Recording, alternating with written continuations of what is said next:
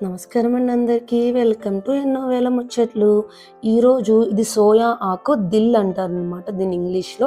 ఈ కర్రీని ఎలా చేయాలో చూపించేస్తాను చూసేయండి. అండ్ ఇది మేకింగ్ ప్రాసెస్ అండ్ ఏమేమి ఇంగ్రీడియెంట్స్ కావాలో అంతా డిస్క్రిప్షన్ బాక్స్‌లో క్లియర్‌గా మెన్షన్ చేశానండి. ఎలా చేయాలో కూడా.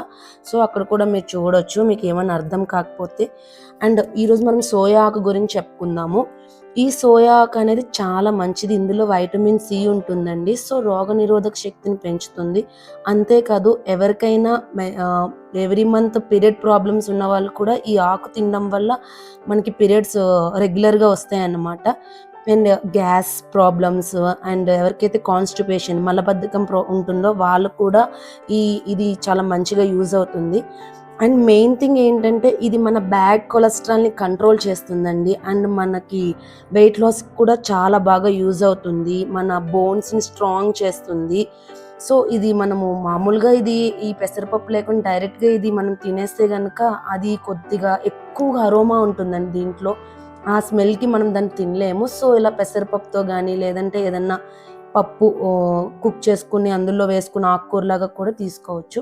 ఇదొక కడాయి పెట్టుకుని కొద్దిగా ఆయిల్ వేసుకుని చిన్న చిన్నగా తరిగి పెట్టుకున్న వెల్లుల్లి వేసుకోవాలండి. ఆ తర్వాత ఇందులో శనగపప్పు, మినప్పప్పు, తాలింపు దినుసులు వేసుకొని వేయించాలి. అలా వేగిన తర్వాత ఒక ఉల్లిపాయ తీసుకొని స్మాల్‌గా చాప్ చేసుకొని వేసుకోవాలి. ఆ తర్వాత ముందుగా మనం నానబెట్టి పెట్టుకున్న పెసరపప్పు ఉంది కదండీ! అది కూడా వేసుకొని పెసరపప్పు మరీ మెత్తగా అవ్వద్దు. అలాగని చెప్పి గట్టిగా లేకుండా మధ్యలో కొద్దిగా నీళ్లు చల్లుకుంటూ దాన్ని కుక్ చేసుకోవాలన్నమాట.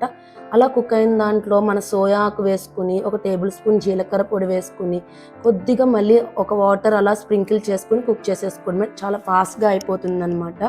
లాస్ట్ వీడియోలో నేను ఇలా వెయిట్ లాస్ అయిన తర్వాత జనాలు రకరకాలు మాట్లాడినారు అని చెప్తే ఒక సిస్టర్ కామెంట్ కూడా చేశారు. ఐఎమ్ సో హ్యాపీ ఒకళ్ళైనా దానికి స్పందించినందుకు. అండ్ ఈ జనాలు అంతే కదండీ! మనం ఏదైనా సాధించామనుకోండి, నేను చెప్పానా వాడు సాధించగలడు అంటారు.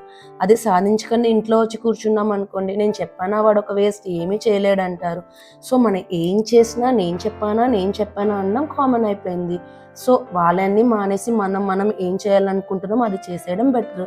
సో, ఈ సోయా ఆకు వల్ల ఇంకొక మెయిన్ యూజ్ ఉందండి. అది ట్రైగ్లిజరాయిడ్స్‌ని కంట్రోల్ చేస్తుందనమాట. మనం తినే ఫుడ్‌లో ఇలా vegetables and fibre and protein ఉంచడం వల్ల వెయిట్ లాస్ కూడా అయిపోతాము. సో, ఇలాంటి ఎన్నో రెసిపీస్ కావాలంటే మన ఛానల్ ప్లీజ్ సబ్స్క్రైబ్ చేసుకోండి. Thanks for watching.